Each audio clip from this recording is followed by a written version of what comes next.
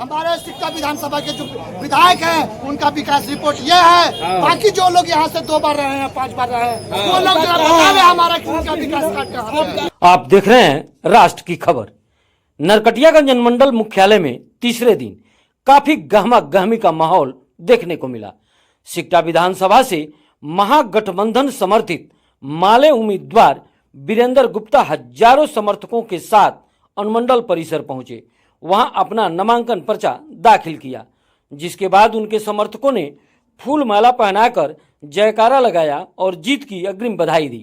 इस संदर्भ में उन्होंने मीडिया से क्या कुछ कहा, उसे सुनिए। भाजपा माले इंडिया गठबंधन समर्थित प्रत्याशी के रूप में आज नामांकन मैंने किया है और आज का जो चुनाव है, पूरे बिहार का चुनाव, देश में जो लोकतंत्र और संविधान बचाने की लड़ाई है उसका एक हिस्सा बन गया है बिहार का चुनाव।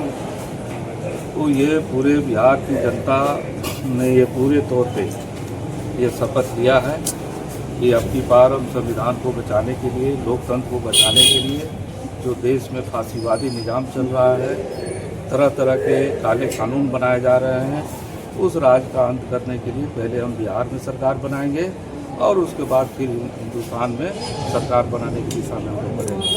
तो इसी को क्रम में ये बिहार का चुनाव लड़ा जा रहा है। और जहाँ तक हमारे क्षेत्र की बात है तो क्षेत्र की जनता के तमाम सवालों को हम लोगों ने संबोधित किया है और उनके जितने भी समस्याएं हैं उसको हल करने की कोशिश की गई है। और इस लिहाज से हम उम्मीद करते हैं कि लोग जो है अब की बारी बदलाव की दिशा में बढ़ेंगे। जो 20 सालों से जो सरकार एनडीए की चल रही है, ये पूरे तौर पे बोझ बन गई है बिहार पर। 3.5 करोड़ से ज़्यादा लोग बाहर बिहार से जाते हैं, तब उनके बाल बच्चा यहाँ जिंदा है और यहाँ रोजगार नाम की चीज़ नहीं रह गई है। यहाँ विधि व्यवस्था जो है पूरी तरह से चरमरा गई है। दिन दहाड़े अपराधियों द्वारा हत्याएं होती हैं। सीएसपी बैंक संचालक से लेके सोना चांदी के आभूषण के व्यापारी से लेके तमाम बिजनेसमैन, तमाम किसान, तमाम लोग जो है, महिलाएं ये सुरक्षित नहीं रह गई हैं। तो ये विधि व्यवस्था का भी सवाल इस सरकार में बड़ा सवाल बना हुआ है। लोग एक अच्छी विधि व्यवस्था वाली सरकार चाहते हैं।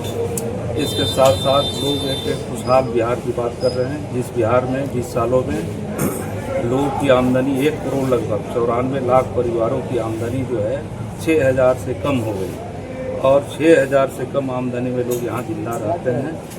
ये जो बदहाली है, इस बदहाली को बदलना है, बिहार को बदलना है और बिहार को खुशहाल रास्ते पर ले जाना है।